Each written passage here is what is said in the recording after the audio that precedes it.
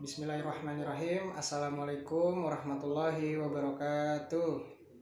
Perkenalkan, nama saya Aryani Rizkiawan. Saya di sini bertugas sebagai moderator daripada kelompok 4. Sebelumnya, yang saya hormati Ibu Yolanda MPD sebagai dosen pengampu mata kuliah sosial linguistik, dan teman-teman yang saya hormati, yang saya banggakan, semoga Ibu Yolanda dan teman-teman pada malam hari ini dalam keadaan sehat walafiat agar perkuliahan atau presentasi pada malam hari ini berjalan dengan baik dan lancar.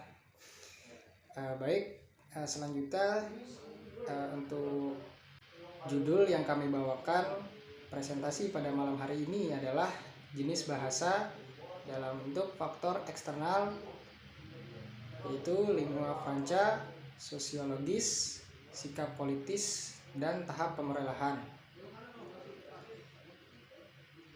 Selanjutnya, sebelum kami memulai presentasi pada malam hari ini, saya akan membacakan atau menginformasikan anggota daripada kelompok 4. Untuk yang pertama, Aryani Rizkiawan, dengan saya sendiri dengan nomor NPM 202021500025,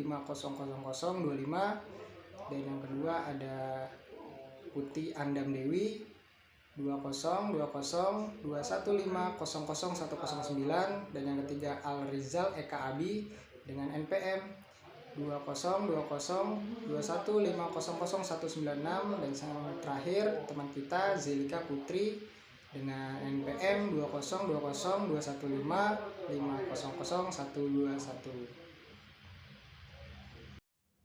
Pembahasan pertama yaitu lingua franca. UNESCO memberikan definisi, lingua franca adalah satu bahasa yang biasanya digunakan oleh orang-orang dengan bahasa ibu yang berbeda-beda untuk memfasilitasi komunikasi di antara mereka. Di Indonesia, lingua franca diterjemahkan dengan istilah bahasa antara yang diambil dari kata bahasa atau bahasa dan antara. Istilah lingua franca juga sering digunakan untuk bahasa antaretnis. Franca juga diambil dari bahasa Franc yang berarti Prancis. Istilah tersebut diduga berasal dari wilayah Mediterania. Istilah lingua franca mengacu pada bahasa yang digunakan untuk komunikasi antaretnis, yaitu dalam interaksi dengan peserta yang memiliki latar belakang bahasa yang beragam.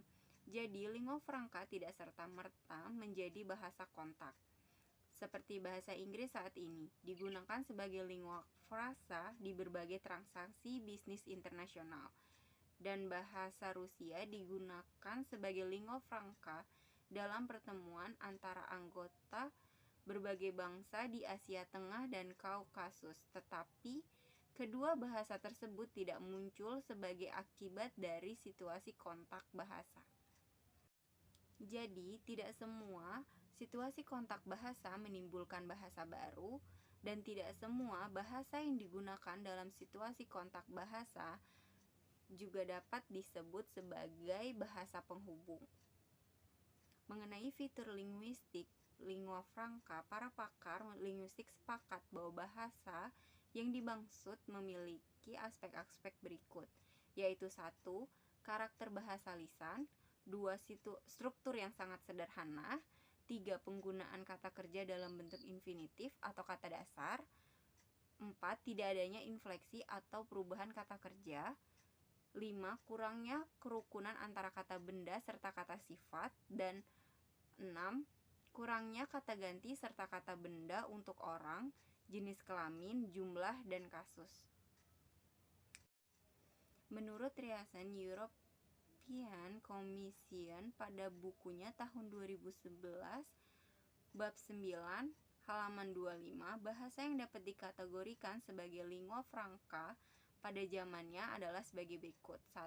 Aramiak atau bahasa Aram, 2. Bahasa Yunani, 3. Bahasa Latin, 4. Bahasa Prancis, 5. Lingua franca Eropa lainnya, yaitu bahasa yang sempat digunakan di Jerman, bahasa Jerman sendiri, bahasa Jepang, bahasa Rusia, dan yang terakhir bahasa Inggris. 6 bahasa Arab, 7 bahasa di Afrika, yaitu bahasa yang digunakan bahasa Hindia, bahasa Melayu, bahasa Cina, dan yang terakhir bahasa Inggris. Sekian penjelasan materi dari saya. Penjelasan selanjutnya akan dilanjutkan oleh teman saya, yaitu Afrizal Eka Abi. Jenis bahasa berkaitan dengan faktor eksternal bahasa yaitu 1. Jenis bahasa berdasarkan sosiologis. 2. Jenis bahasa berdasarkan tahap pemerolehannya. 3. Jenis bahasa berdasarkan sikap politis atau sosial politik. Jenis bahasa berdasarkan sosiologis. Penjenisan bahasa ini berdasarkan struktur internal, faktor sejarah, kaitannya dengan sistem linguistik lain, dan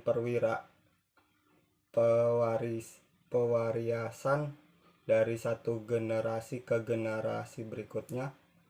Stewart membagi jenis bahasa secara sosiologis berdasarkan 4 hal, yaitu standardisasi. Standardisasi atau pembakuan adalah adanya kodifikasi dan penerimaan terhadap sebuah bahasa oleh masyarakat pemakai bahasa itu tentang seperangkat kaidah atau norma yang menentukan pemakaian atau bahasa yang benar. Standardisasi merupakan dasar dalam pengajaran bahasa, baik bahasa pertama maupun bahasa kedua. B. Otonomi. Dasar kedua penjenisan bahasa ini adalah otonomi atau keotonomian. Sebuah sistem linguistik disebut mempunyai keotonomian kalau sistem linguistik itu memiliki kemandirian sistem yang tidak berkaitan dengan bahasa lain. Dalam kurung Fishman 2004 75. C. Historitas. Historis atau kesejarahan adalah sistem linguistik dianggap memiliki historitas kalau diketahui atau dipercaya sebagai hasil perkembangan yang normal pada masa yang lalu. Dalam kurung Fishman 2004 75.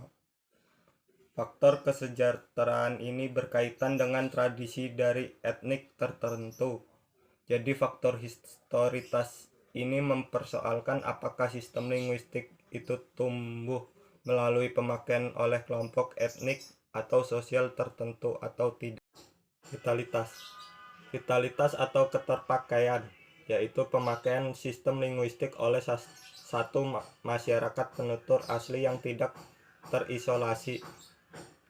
Dalam kurung Fishman 2004 76. Jadi unsur vitalitas ini mempersoalkan apakah sistem linguistik tersebut memiliki penutur asli yang masih menggunakan atau tidak. Baik, saya akan melanjutkan presentasi yang sudah Mas Rizal bacakan. Yang saya akan bacakan adalah selanjutnya jenis bahasa berdasarkan tahap pemerolehannya.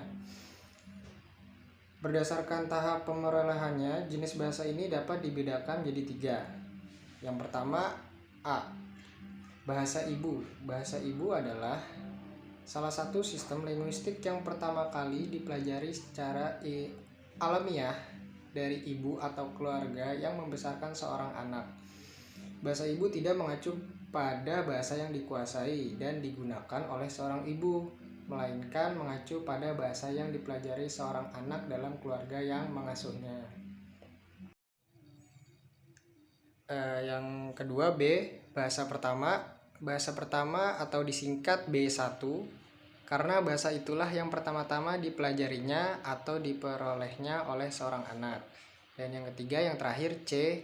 Bahasa kedua. Bahasa kedua atau B2 adalah bahasa lain yang dipelajari anak setelah bahasa ibu. Bahasa kedua ini tidak harus bahasa Indonesia. Artinya apabila di lingkungan keluarga yang dipelajari atau diperoleh anak adalah bahasa Indonesia, maka bahasa Indonesia sebagai bahasa pertama atau bahasa ibu.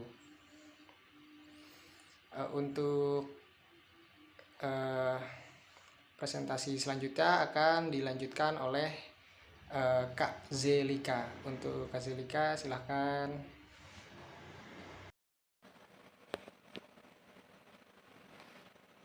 Selanjutnya yaitu D. Bahasa asing. Bahasa asing adalah selalu merupakan bahasa kedua bagi seorang anak.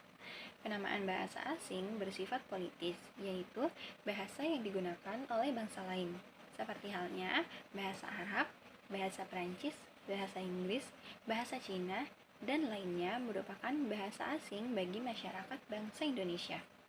Bahasa asing dapat menjadi bahasa pertama apabila jika masyarakat tinggal di luar negeri dan keluarga sang anak membiasakan menggunakan bahasa di tempat mereka tinggal, maka bahasa itu akan menjadi bahasa pertama.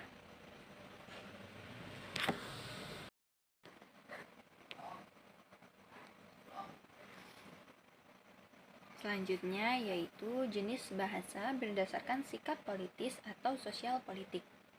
Berdasarkan sikap politik atau sosial politik, kita dapat membedakan adanya bahasa nasional, bahasa resmi, bahasa negara, dan bahasa persatuan.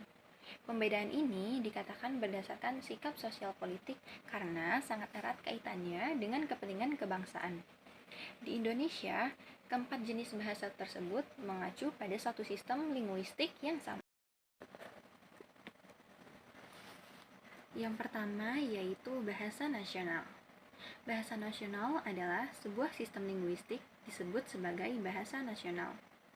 Seringkali juga disebut sebagai bahasa kebangsaan karena sistem linguistik itu diangkat oleh suatu bangsa dalam arti kenegaraan sebagai salah satu identitas kenasionalan bangsa itu. Yang kedua yaitu bahasa resmi. Bahasa resmi adalah sebuah sistem linguistik yang ditetapkan untuk digunakan dalam suatu pertemuan, seperti seminar, konferensi, rapat, dan sebagainya. Selanjutnya yang ketiga yaitu bahasa negara. Bahasa negara adalah sebuah sistem linguistik yang secara resmi dalam Undang-Undang Dasar sebuah negara ditetapkan sebagai alat komunikasi resmi kenegaraan. Artinya, segala urusan kenegaraan, administrasi kenegaraan, dan kegiatan-kegiatan kenegaraan dijalankan dengan menggunakan bahasa itu.